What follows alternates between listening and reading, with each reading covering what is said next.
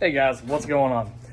So today I want to show you the floor mats that I bought for the Toyota 4Runner. This is a 2021 Toyota 4Runner.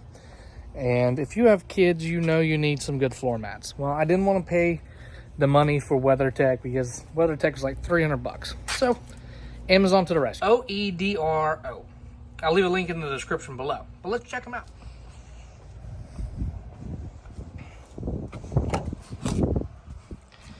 So for $100, you get the front and the rear seat ones. They clip in.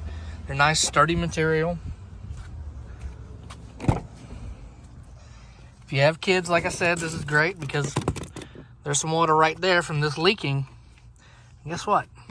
I can just wipe it up. It doesn't absorb into my floorboard or anything like that. It's good to go. Now, they do make it for the rear, but obviously I don't have it.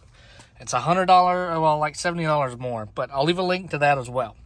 And with the Toyota 4Runners, you just simply turn these knobs and they come up.